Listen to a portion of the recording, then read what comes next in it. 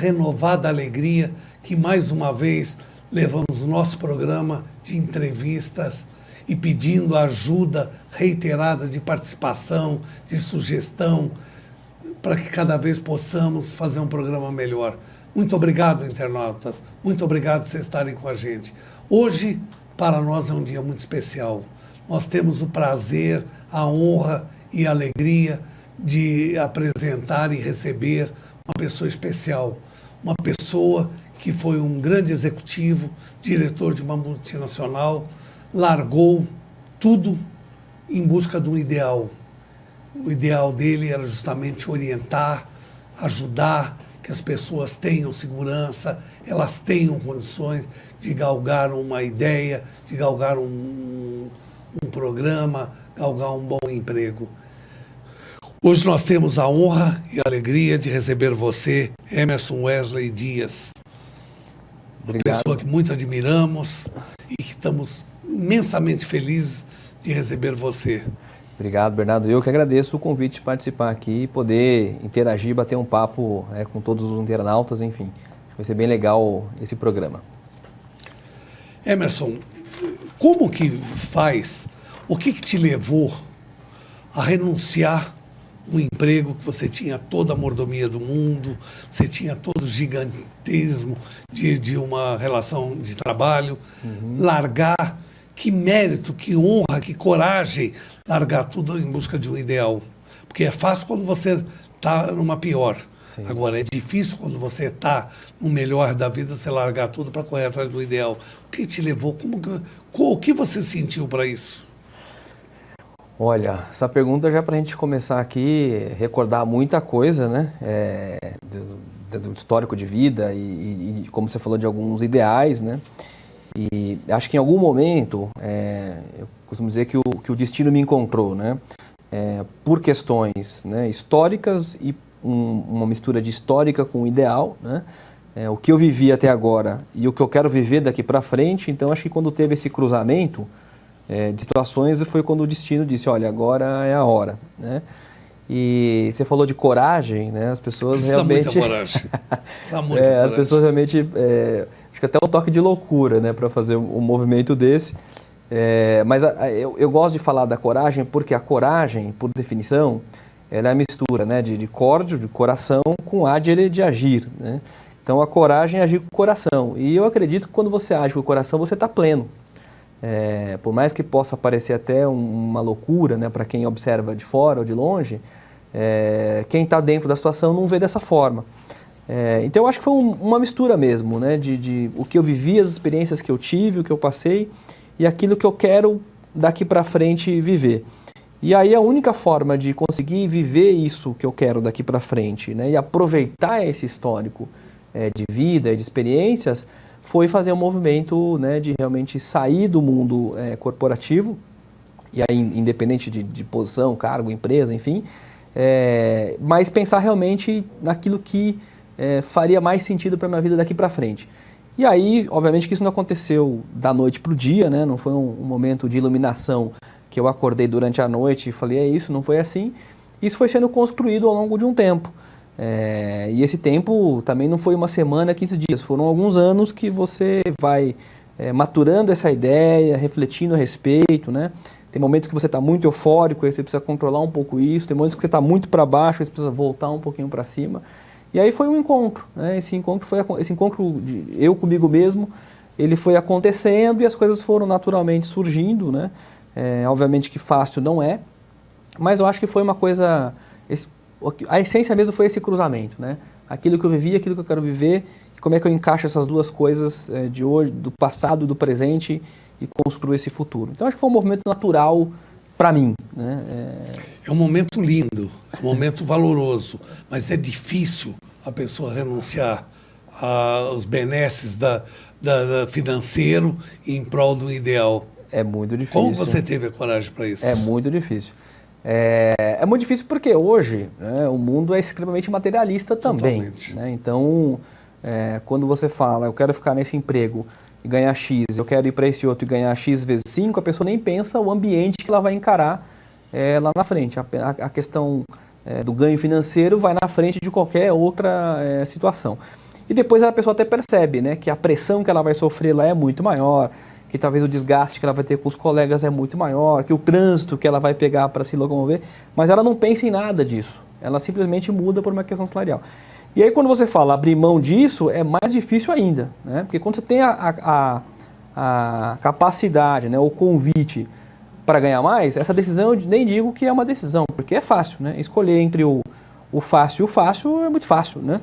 Agora, escolher entre o fácil e o difícil, aí você vai geralmente querer o fácil, e se você escolhe o difícil, você é louco, né? Mas nem tudo que hoje é difícil, né? Nem tudo que hoje é difícil não significa que não será fácil no futuro, assim como o contrário, né? Nem tudo que no passado era fácil pode não estar sendo fácil hoje, pode estar muito difícil. Então essa questão, né, de ser fácil, ser difícil, você tem que trazer ela à luz do tempo, né? E aí quando você percebe à luz do tempo, se não é uma questão momentânea, se você percebe que o futuro ele pode ser melhor, ele acena melhores condições para a sua vida, né, pessoal, para o retorno que você espera, não apenas financeiro, mas um retorno de qualidade de vida, um retorno de poder contribuir muito mais, de ter muito mais liberdade de ação, aí quando você pesa tudo isso, o fator financeiro ele fica menor, desde que, obviamente, você enxergue essas outras situações, porque tem gente que não enxerga, né? Tem gente que só enxerga, né, o materialismo financeiro. Então, se eu vou ganhar mais, ótimo. Tem gente que não consegue perceber que a vida tem outras coisas além do dinheiro, que é muito importante. Inclusive, eu até defendo nos meus livros essa questão de você saber fazer um planejamento financeiro para você poder ter a opção de viver esses momentos na carreira. Exato. Porque muita gente, como você falou, né, vai por obrigação, né? No desespero, o cara tem que tomar uma solução, ele acaba dando certo no desespero, né? Que até eu acho que é uma questão natural do homem ser criativo no momento de desespero, você precisa criar uma alternativa para sobreviver. Mas quando você faz com planejamento, aí não é uma criatividade do desespero, eu acho que é muito mais um momento de inspiração. Porque você se planeja, né, se estrutura e vai construindo essas etapas para depois você tomar uma decisão que, à luz dos outros, parece muito difícil, mas quem está vivendo não é tão difícil assim, entendeu?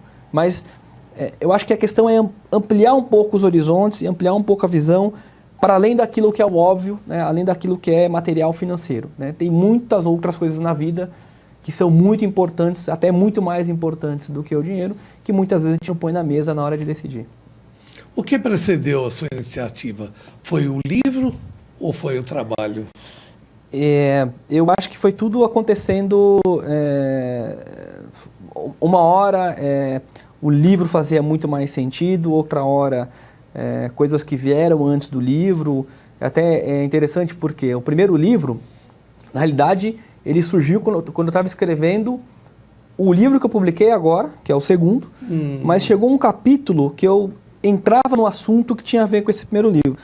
E aí eu decidi parar esse livro que eu estava escrevendo para dar ênfase nesse outro livro que acabou virando o primeiro. Então, quer dizer, o primeiro livro, que foi publicado primeiro, ele surgiu, né, conceitualmente depois.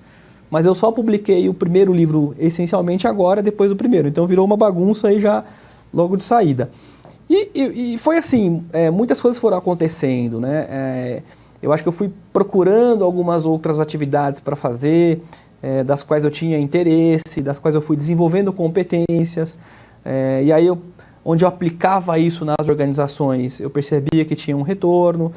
Então, comecei a pensar que isso poderia ser uma opção de vida também, uma forma de trabalho. E aí, para consolidar isso, surgiu no meio do caminho a possibilidade do livro. E o livro me obrigou a desenvolver outras competências que eu não tinha, por exemplo, né, de escritor, ou de poder fazer algumas pesquisas em áreas que eu não tinha transitado.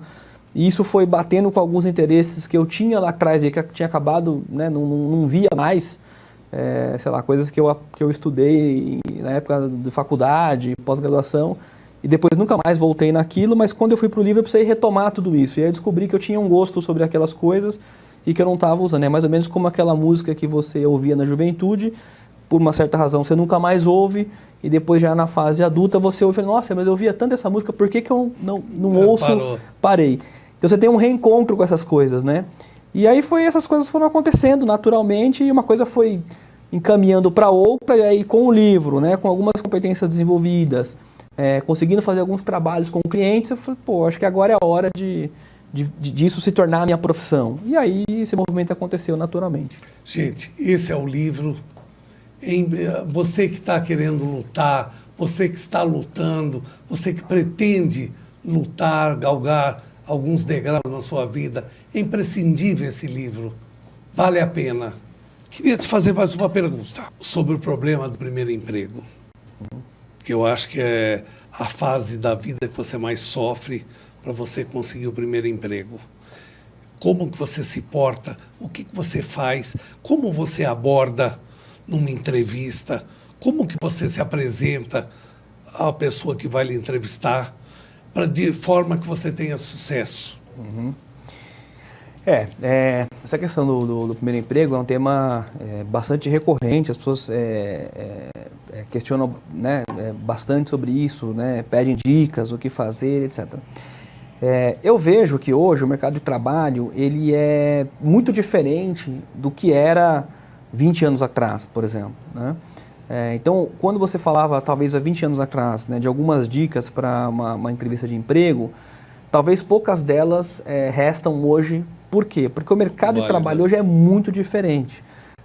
Por exemplo, eu trabalho num prédio onde não é raro eu ver pessoas usando bermuda, chinelo, camiseta, boné, e são pessoas que são, né, empresários ou até são executivos de empresas. São empresas aí muito jovens, né, que mexem com tecnologia, enfim.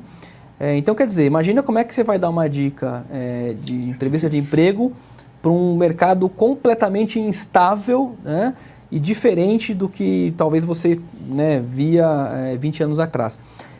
Então, o que eu penso hoje? Para ser moderno, você precisa ler o cenário. Então, a maior dica que eu dou é o seguinte: quando você vai para uma entrevista de emprego, você tem que pesquisar muito qual é esse emprego, né? O que essa vaga por que surgiu essa vaga, né? O que se espera em termos de competências necessárias para essa vaga, o que é essa empresa que você está indo para esse primeiro emprego, o que ela faz, o que ela vende, qual é o estilo das pessoas que trabalham lá, é uma empresa brasileira, uma empresa internacional, enfim.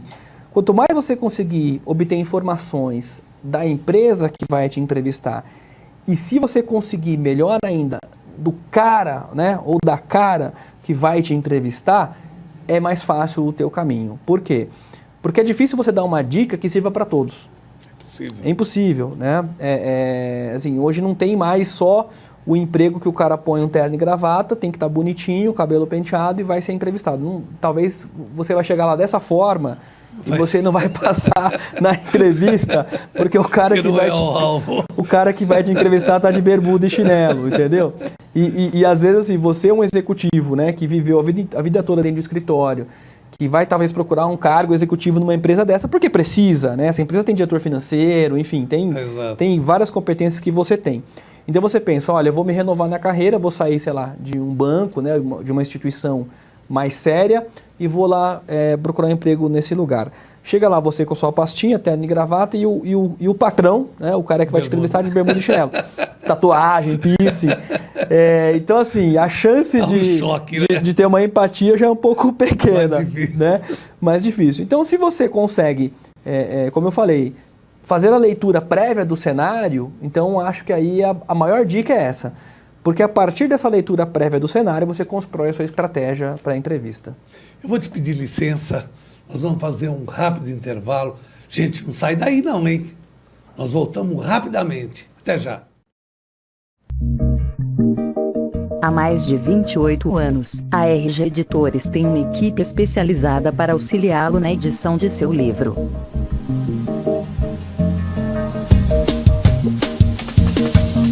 Traga suas ideias, que transformaremos juntos o seu sonho em realidade.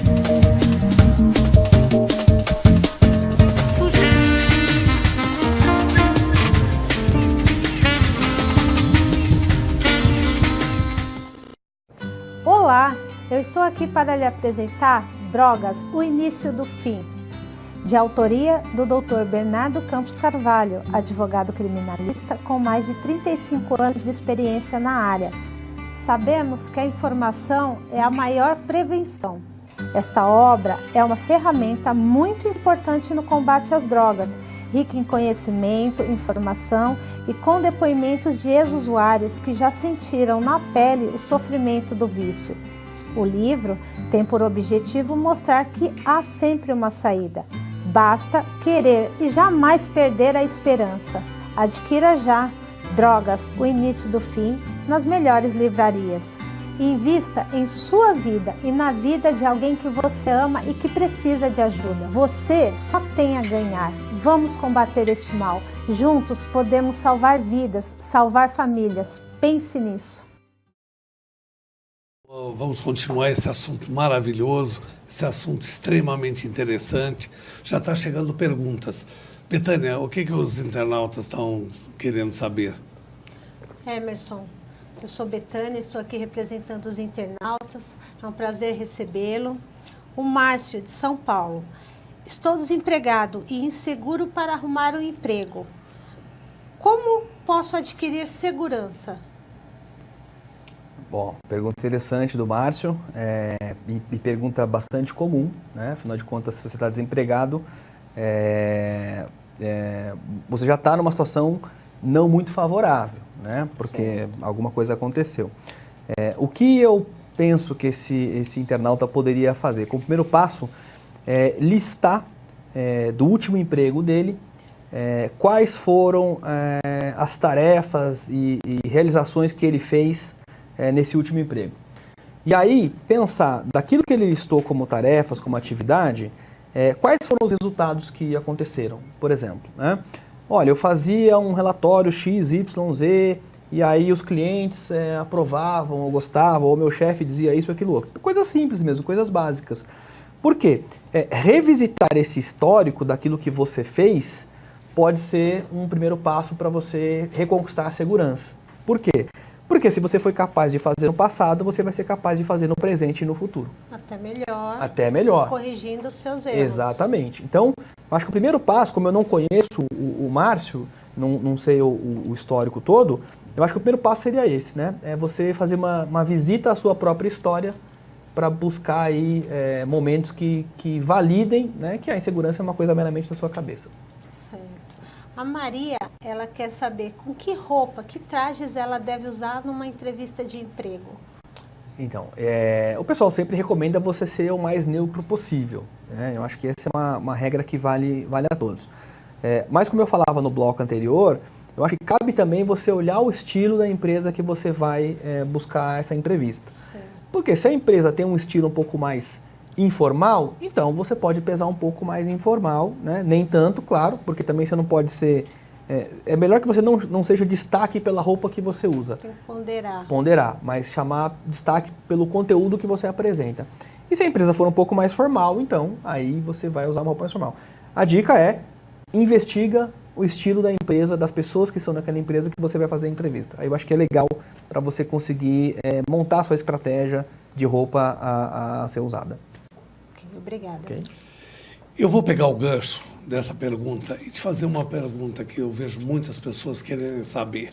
Dentro de uma empresa tradicional, que não haja dentro daquele modernismo de hoje, exige uma formalidade, um respeito de roupa, tudo. Como que a pessoa age, mesmo que ela vá vestida adequadamente, dentro dos moldes e padrões da empresa, como que ela faz para se portar bem? Vamos falar num termo prático. Como que ela faz para angariar simpatia e conseguir se expor e conseguir galgar o degrau necessário para que ela obtenha um emprego? Bom, você sabe que as empresas, ainda mais empresas mais formais, elas têm um processo longo para a contratação. Né? Às vezes não é apenas uma entrevista, às vezes são uma série de entrevistas, precede alguns testes, dinâmicas, enfim. Então o processo é um processo longo. O que eu vejo, assim, que eu posso dizer, né, como uma dica, você primeiro buscar se conhecer bem, né, buscar estar pronto a responder questões sobre você. E sobre você não é só o que você gosta ou o que você não gosta. Questões como você resolveu problemas, né, como você lidou nos empregos anteriores, ou se é um primeiro emprego, quais as matérias que você mais gostava na faculdade, enfim. Buscar estar seguro das coisas que você fez, né? Isso tem que estar muito claro para você poder responder. Por quê? Eu fui entrevistador de muita gente, né? Então, ao longo da minha carreira, eu entrevistei sei lá, talvez mais de 1.000 pessoas, né? Então, quando a pessoa não consegue responder sobre ela já gera um pouco de uma situação de desconforto. Porque é natural eu perguntar para a pessoa talvez uma questão técnica e que não seja muito próxima da área de competência dela e ela, por alguma questão, ter dificuldade. Agora, aquilo que é do âmbito dela, profissional dela, da profissão dela, pelo menos o básico, ela tem que estar muito segura para responder. Se a pergunta é muito avançada, pode ser que ela não tenha tido a experiência naquele campo, mesmo que seja na profissão dela, e ela não consiga responder, óbvio. E como que ela age nessa circunstância? Eu acredito que tem que ser o mais natural possível. Por quê? Porque você falou de gerar empatia, né? Exato. A empatia é você conseguir entender o outro a partir das crenças do outro, né? Olhar o mundo pelo óculos do outro. Então, quando eu estou entrevistando alguém, eu faço uma pergunta e a pessoa não tem essa resposta, a melhor coisa que ela pode dizer é, olha, eu nunca passei por esse tipo de experiência, né? Olha, talvez na empresa tinha esse assunto, esse produto, mas nunca chegou até mim, eu nunca tive oportunidade, né? E tentar, de repente, colocar uma outra coisa. Olha, eu nunca passei por isso, mas, por exemplo, se isso me acontecesse, eu reagiria dessa forma, né? Porque você coloca uma questão de proatividade naquilo que você, olha, nunca vi isso, mas estou disposto a aprender, ou estou disposto a me prontificar a resolver. Quanto mais natural você conseguir responder, eu acredito que é melhor para gerar empatia. Por quê? Muitas vezes, quem vai ser eleito não é o que tem a melhor competência técnica. Não. É aquele que tem a melhor competência de inteligência emocional. É aquele que consegue conversar, consegue ganhar a empatia do outro. E isso não tem a ver com inteligência cognitiva. Então, se você ficar muito preso a questões só técnicas, você não vai conseguir ter desenvoltura na conversa. E você vai parecer um robô respondendo perguntas. Isso não vai gerar empatia. Se você estiver bem, tranquilo, calmo, né, isso é importante, se preparar, saber responder sobre você, sobre o que você gosta, o que você não gosta, sobre o que você já fez. Se isso estiver tranquilo dentro de você, o básico bem feito, na hora você vai conseguir ter uma boa desenvoltura e você vai conseguir, se for uma entrevista final, ter uma boa avaliação. Se não for uma entrevista final, for uma entrevista no meio do processo, avançar à próxima fase. E se for uma primeira entrevista, já causa uma boa impressão, porque afinal de contas a primeira impressão sempre conta muito, né? Então, acho que saber responder sobre si e não se ater somente a questões técnicas da matéria que você está buscando o emprego. E a apresentação? A pessoa deve ser mais humilde, menos humilde, mais realista, mais seguro? Como que a pessoa... Porque às vezes o excesso de segurança gera... Sim. Gera uma cognição difícil. Sim, eu acredito que você tem que ser o mais natural possível. Né? Mais natural. O mais natural possível. Agora, é óbvio que você também tem que conseguir fazer uma leitura do seu entrevistador. Se o seu entrevistador se mostra uma pessoa mais dura, né, que não sorri, uma pessoa mais firme, não vai fazer muito sentido você ficar ali parecendo uma hiena. Né? Então é bom você...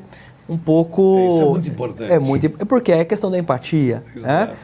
Eu estou respeitando eu estou no meio de campo, né? Ataque e defesa, mas eu estou jogando no meio do campo. Eu estou analisando quem está me entrevistando. E do mesmo lado, se a pessoa é uma pessoa mais empática, mais sorridente, também, se você ficar ali muito duro, né, muito rígido, também não vai gerar empatia. Então tem que ter um pouquinho, que eu chamo de uma comunicação assertiva. Não é uma coisa que é só passiva, né, eu só escuto, e também não é uma coisa que eu só respondo, né, só eu falo. Uma coisa assertiva, uma coisa no meio do caminho, né? Nem lá nem cá. Uma coisa que a gente joga a bola ali no meio do campo, né? Passa, eu devolvo, fica um jogo bastante interessante. E aquelas chaves que se usa muito dentro de uma entrevista, principalmente com um entrevistador duro, sério, aquelas chaves que se usa, a pessoa que dispõe dessa condição de quebra-gelo, popularmente falado. Sim. O quebra-gelo. Eu acredito quebra assim. A formalidade. Sim, mas aí você tem que pensar que assim, nem todo mundo desenvolveu essa habilidade. Exato. Né? Se você consegue isso, ótimo. Guarda no seu portfólio, põe na manga, porque se necessário for, você sabe usar. Agora, uma coisa que eu não recomendo, se você nunca fez, não queira fazer lá na entrevista ao vivo, porque a chance de você fazer mal é grande. Então, se você está vendo que a pessoa está muito dura, muito rígida, não vá querer me contar uma piadinha, porque o tiro pode sair pela culatra. Claro, né? exato. Imagina que o cara tá firme, duro com você, o cara é palmeirense e você faz uma brincadeirinha que o Palmeiras perdeu. A coisa vai ficar bem pior, né? Já estava ruim, ficou pior. Então, eu acho que você tem que ali, se ele está sendo muito duro e você não consegue quebrar esse gelo, se atenha às perguntas que ele te fez e responda o que ele te perguntou. Não inventa nem mais nem menos, não queira ser engraçado, ser legal, né? Bater no ombro dele, chamar para um chopp, não é o momento, né? Vai no jogo dele. Está sendo duro, seja, né? Olha, você perguntou isso, eu te respondo isso. Se você sentir que tem espaço para alguma coisa a mais, aí você coloca alguma coisa. Então, eu acho que tem que saber fazer essa leitura, né, de cenário. É muito importante, porque eu sempre digo assim, o básico bem feito é bem feito, vai dar resultado. Né? Você quer incrementar muito, você precisa ter uma mão muito boa, porque você pode errar o ingrediente. Né? E aí o bolo não vai ficar gostoso. Vai ficar bom, não. Quero te fazer mais uma pergunta. Você aconselha tanto o jovem que está procurando o primeiro emprego, ou aquele que já trabalhou muitos anos e perdeu o emprego por N circunstâncias? Você acha que a pessoa deveria procurar um curso de orientação, de coaching, para justamente ela se preparar para uma entrevista, ou você acha que ela tem que ser natural e ir sozinha? Claro, né? Eu acredito que sim. Eu vou te dar um exemplo, né? E as pessoas podem até achar, mas é diferente, não é. O Neymar, jogador de futebol, né? Um talento dentro do campo, etc e tal. Agora eu te pergunto, quantas pessoas estão envolvidas no sucesso do Neymar? Ele tem um preparador físico, ele tem um psicólogo, ele tem um fonoaudiólogo, ele tem um cara que ajuda ele a fazer entrevista, ele tem, eu já falei psicólogo, né? Ele vai ter um cara específico para um médico, um nutricionista, enfim, ele vai ter um contador, por o entorno dessa pessoa tá cheio de profissionais que fazem coisas que ele não sabe fazer e que quando ele precisa ele recorre ao aprendizado dessas pessoas. Ah, mas o Neymar ganha milhões. Não é. Qualquer jogador de futebol, ele tem um nutricionista, ele tem um fisioterapeuta, porque ele precisa... Um bom assessor de imprensa. Um bom assessor de imprensa, porque ele precisa desse tipo de gente ajudando. Hoje, o mundo profissional é extremamente competitivo e volátil. Existem profissões hoje que daqui a 1 ano não vai existir mais. Daqui a 5 anos, então, talvez as pessoas nem tenham ouvido falar que existiu e virão novas profissões. Quando eu fiz faculdade, não tinha web designer. Não. Mas hoje, qualquer profissional liberal precisa de um web designer porque tem que ter um site. Porque se você não tiver um site, as pessoas não te acham e você não vai ter cliente. Não. Então, quer dizer, você precisa ter apoio de outros profissionais para que você tenha sucesso. Ninguém faz sucesso sozinho. Isso é impossível. Isso é mentira quem fala que é o self-made man, né? Eu fiz tudo por mim mesmo. Não, você teve ajuda de muita gente nessa caminhada. Então, se o mercado é extremamente competitivo hoje, se você não consegue desenvolver todas as competências necessárias para se dar bem na profissão sozinho, porque você é humano, então você só tem 2 braços. Não adianta você querer ser um polvo, que você não é um polvo, você é uma pessoa. Então, por que você não recorre também a um profissional especializado que olha esse tipo de coisa, que te orienta, né, que te ajuda, que te dá dicas numa entrevista, que te prepara para uma entrevista, que consegue aplicar alguns assessments ou alguns formulários, né, que você consegue ter respostas que você nem sabia que conseguiria dar, né? Estou falando aí de autoconhecimento. Então, quer dizer, por exemplo, eu olho para o meu sangue, eu vou tirar um sangue aqui meu numa gota, eu não sei se ele é O positivo, negativo, eu vou precisar fazer um exame para saber o que ele é. Exato. Eu não consigo fazer isso por mim mesmo, mas eu sei que ele é vermelho. É a mesma coisa. Por que você não pega a tua história profissional, senta com um profissional que está acostumado a ver isso e sai de lá com uma perspectiva diferente sobre você, né? Sobre coisas que você talvez nem saiba que podem ser pontos fortes. E talvez coisas que você acha que são pontos fortes, mas são extremamente fracos, né? E te derrubam muitas vezes porque você não consegue passar, por exemplo, numa entrevista de emprego, embora você seja um PhD em Química, né, pela USP, mas você não consegue porque você não tem inteligência emocional. Então, o mundo é competitivo, as pessoas estão aí para se ajudar, existe essa demanda fortemente no mercado, cabe a você, né, querer ser ajudado ou não, ou você querer resolver tudo sozinho, né? E vamos ver por quanto tempo isso vai durar, em termos de resultado. Eu vou pedir um rápido comercial. Não saiam do canal. Há mais de 28 anos, a RG Editores tem uma equipe especializada para auxiliá-lo na edição de seu livro.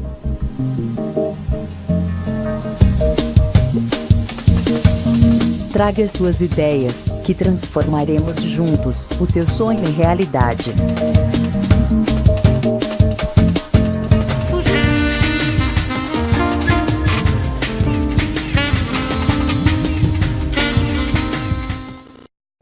Olá, eu estou aqui para lhe apresentar Drogas, o Início do Fim, de autoria do Dr. Bernardo Campos Carvalho, advogado criminalista com mais de 35 anos de experiência na área.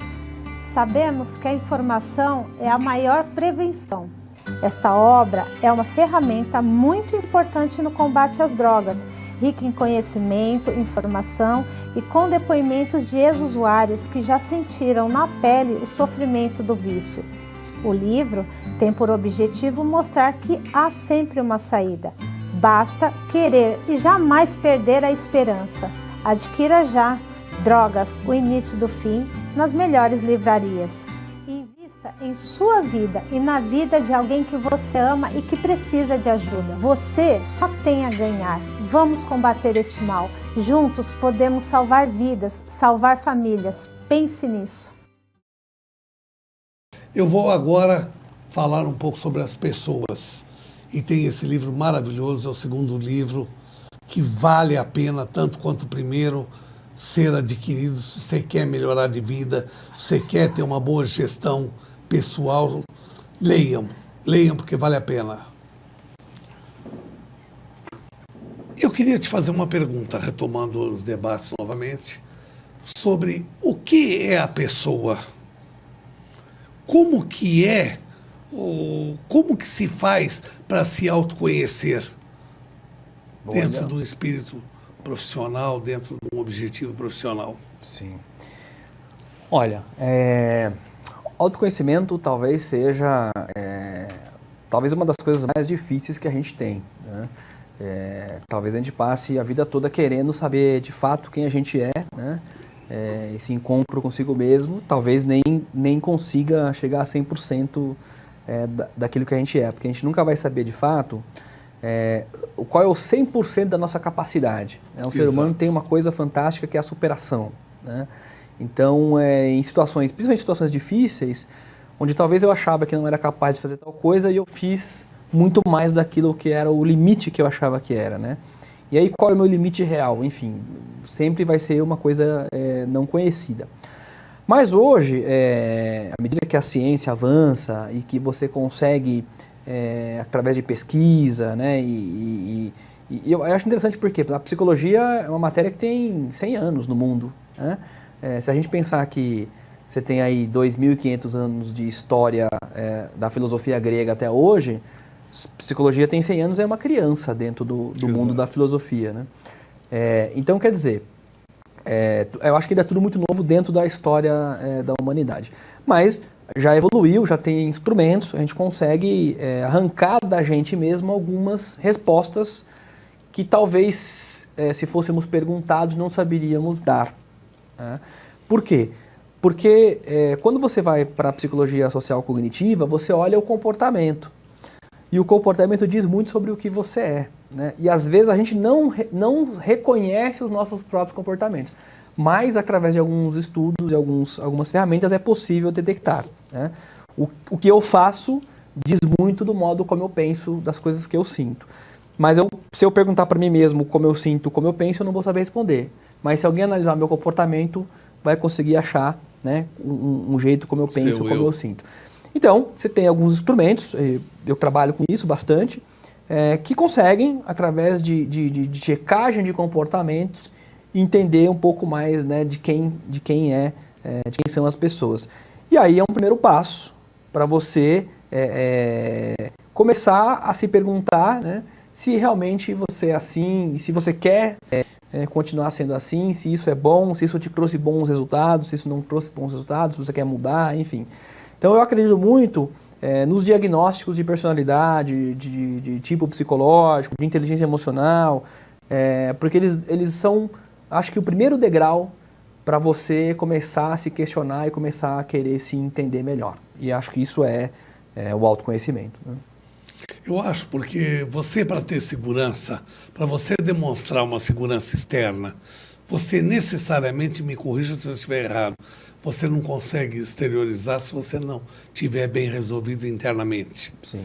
Então você precisa conhecer para você poder exteriorizar. Sim. E conseguir demonstrar quem é você, a tua segurança. É exatamente. Isso mesmo? Eu acredito que sim, e eu vejo nas empresas, por exemplo, muitas pessoas que são, se tornam líderes, se tornam chefes, enfim, recebem o cargo, mas não têm inteligência emocional. E aí eles cobram do outro coisas que eles mesmos não fazem. Exato. Então, quer dizer, quando eu cobro do outro aquilo que eu não sou capaz, o que eu não consigo, não tem muita consistência nisso.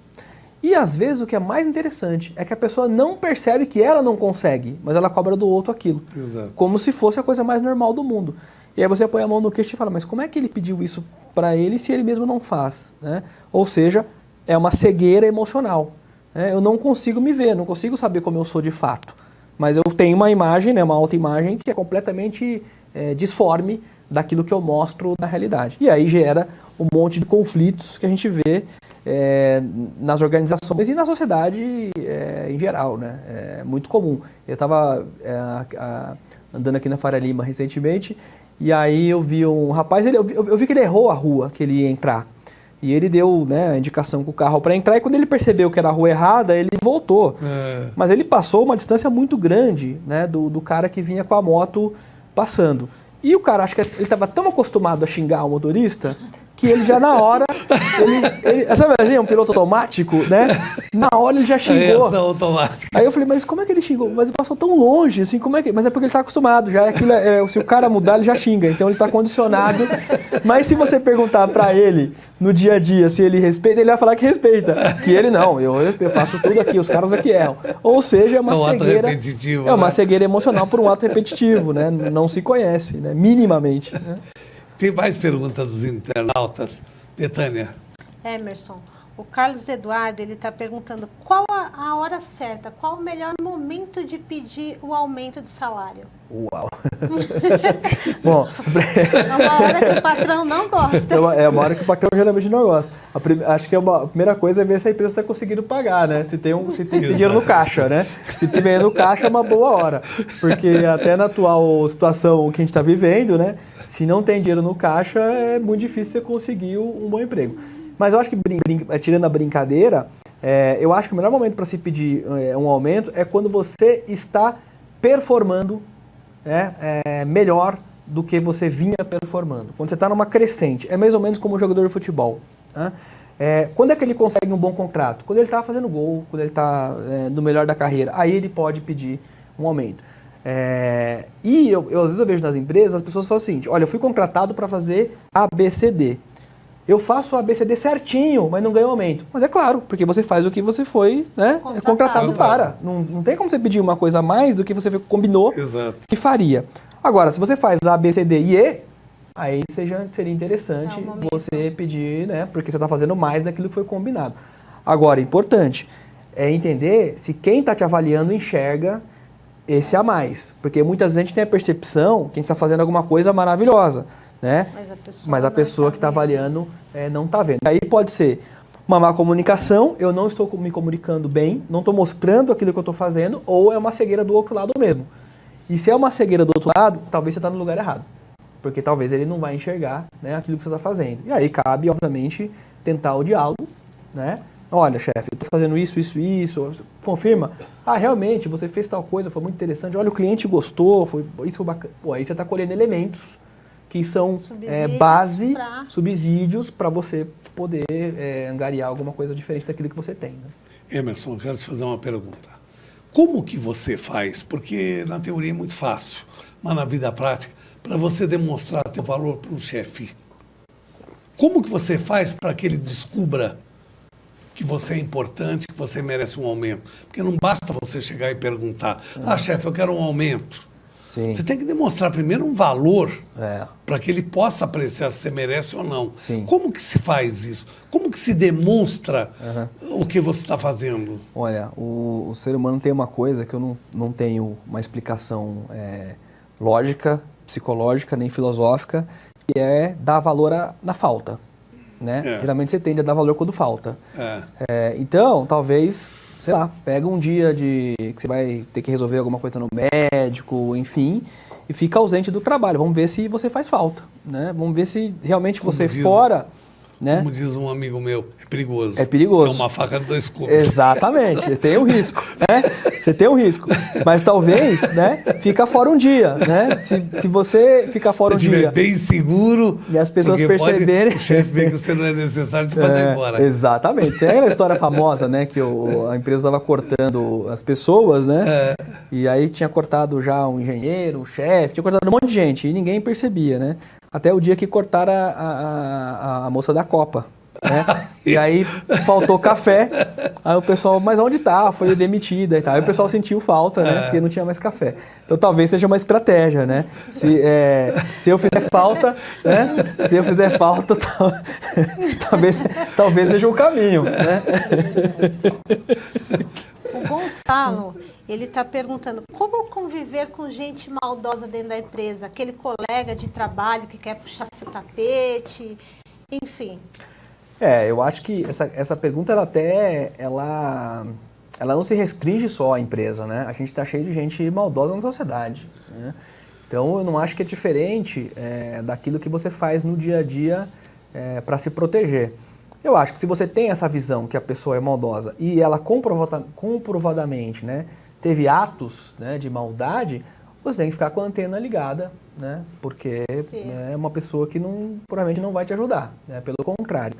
Eu acho que a melhor ferramenta é você ficar alerta, né. Agora, talvez seja importante você ver com outras pessoas se as pessoas também têm essa impressão dessa outra pessoa. Porque às vezes pode ter sido uma situação de mal entendido, né, um desconforto que gerou em algum momento e a pessoa carregou aquela mágoa por muito tempo achando que a pessoa é daquele jeito. E às vezes talvez era uma situação específica. Olha isso, se é uma situação específica, checa com outras pessoas se as outras pessoas também têm essa impressão e aí fica com a antena ligada. Para ver se não houve aquela empatia, não foi com a sua cara, alguma coisa assim. Muitas vezes a gente tem, eu tenho certeza que todo mundo tem essa situação, né? Que você é apresentado a alguém, não gosta na hora, mas depois de algum tempo você acaba, né, gostando e se envolvendo com a pessoa e vê que não tinha nada a ver daquela primeira impressão. Eu acho que tem que eu sempre penso o seguinte, né?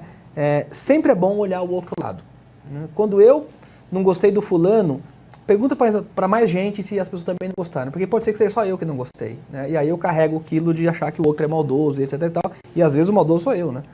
Também tem um pouco disso, né? Então a gente tem que entra na questão do autoconhecimento, né? Então às vezes eu acho que é bom fazer essa checagem com mais gente. Legal. A Rogéria, ela está perguntando, tem que ter autoestima para abrir a própria empresa? Foi assim que você fez? Você teve uma ideia, o seu autoestima, como que é? Eu acho que sim, tem que ter, né? Se você não tiver autoestima, talvez seja muito difícil você vender o seu produto. Estar confiante. Estar confiante, porque se você mesmo não consegue vender o seu produto, talvez seja muito difícil alguém, né, que não seja você comprá-lo. Então eu acho que tem um pouco de autoestima. Apesar que eu acho que a autoestima é uma coisa que você pode ter um pouco mais, um pouco menos, dependendo do seu humor. Então depende, acho que mulher tem muito isso, né? Minha esposa é uma mulher lindíssima, mas tem dia que ela se acha feia, né? Então isso tem um pouco a ver, né, com autoestima. Então tem dia que tem um pouco mais, tem um pouco menos. Eu acho que oscila um pouco com o humor. Mas é claro, né, que você tem que ter uma autoestima para vender o teu produto, sem dúvida nenhuma. Acho que tem que... Vamos graduar, né? De 0 a 100, talvez você tenha que ter mais que 50. Mas tem dia que você vai ter 60, tem dia que você vai ter 90, 40. Mas tem que estar por ali, tem que ter autoestima para conseguir fazer. Quero te fazer uma pergunta. Nos dias de hoje, esse mercado adverso, as dificuldades financeiras que as empresas estão passando, você aconselha as pessoas a seguirem um sonho de montar a sua própria empresa? e qual seria o melhor segmento e o que era necessário para que elas tenham sucesso? Olha, eu vou buscar uma referência até bíblica, né, do Eclesiastes, que dizia o seguinte, né, que eu não sei se são essas palavras, mas eu me lembro, né, você falou isso, me veio à cabeça o pensamento, é o seguinte: se você esperar por condições ideais, você nunca fará nada. Exato. Então, Meu pensamento. hoje é crise, amanhã é a dengue, depois é a Zika vírus, depois é o dólar, né? Depois é a Olimpíada. Então, quer dizer, nunca você vai ter 100% dos recursos na sua mão. Ora vai te faltar dinheiro, ora vai te faltar tempo, né? Ora vai te faltar outros recursos. Então, eu acredito que não existe momento ideal. Agora, eu acho também, a pergunta é sobre montar o próprio negócio, né? Isso. Eu acho que todo o próprio negócio, ele precede uma boa ideia. E essa boa ideia, ela precisa ser testada se de fato ela é uma boa ideia. Porque às vezes eu acordo com uma coisa que acho que é muito legal e eu acho que aquilo é uma novidade. Mas se eu perguntar para outras pessoas, talvez as pessoas já viram aquilo várias outras vezes e era uma novidade só para mim, né? Só eu que não conhecia. E aí eu acho que, obviamente, se não é uma coisa que é uma novidade realmente, não acho que vai fazer muito sucesso você montar. Agora, se é uma coisa que traz uma inovação, é uma novidade, né? Talvez você consiga vender na sua própria família, né? O seu primo achou que aquilo é muito legal, consegue comprar. E se você tem um cliente, você tem um negócio, né? Então, você tem um cliente, você tem um negócio. Esse negócio, ele consegue se multiplicar, né? Se a pessoa que comprou gostou e consegue falar para mais alguém que o negócio é legal, eu acho que o negócio, na essência, é isso, é ter um produto, um serviço que alguém queira comprar. Agora, todo o resto, que é a estrutura de capital, quanto dinheiro você vai precisar, se vai precisar de máquina, se você vai importar, se você vai fabricar, se você vai revender, isso eu acho que vem depois. Eu acho que o primeiro momento é você entender que produto você vai entregar e se você tem mercado para isso. Tendo mercado, tendo cliente, tendo mercado, o resto você consegue de alguma forma se ajeitar. Você não precisa construir uma empresa com R$1 milhão no primeiro ano dela. Você pode começar ela com R$5 mil. Né? E R$5 mil você consegue dentro da sua própria família fazendo uma rifa. Né? Faz uma rifa, arrecada 5 mil, monta o seu negócio. Né? E aí, se o negócio for bom, amanhã ele vai ser 10, vai ser 15, vai ser 100, vai virar 1 milhão uma hora. Né? Então eu acho que tem uma boa ideia, estuda essa boa ideia, lapida essa boa ideia, aí pode ser um bom negócio. Né? O resto se preocupa depois. Uma pergunta que eu queria te fazer. Muito se fala sobre franquia. Para uma pessoa que não tem uma experiência comercial, que não tem nada, a vida toda trabalhou como empregado, dentro de uma limitação, o que você acha? É aconselhável uma franquia? E não é. Eu acredito que a franquia é um bom começo, porque você já tem uma marca, geralmente, né, forte, conhecida. Isso vai te ajudar muito, porque você criar uma marca e começar a divulgar essa marca é muito difícil. Então você vai ter essa marca que é conhecida. Você já tem uma estrutura, porque a pessoa que criou a franquia, ele já passou por grandes dificuldades, então ele já te adiantou bastante coisa. O que vai acontecer é o seguinte, né? Se você era um funcionário de uma empresa, você vai virar um franqueado, você vai ser um empresário. Exatamente. Então você precisa ver se você tem perfil de ser empresário. Né?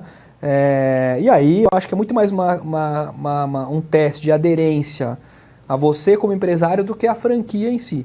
Porque se você for empresário, você vai conseguir fazer uma franquia dar certo, você vai conseguir fazer o seu negócio dar certo.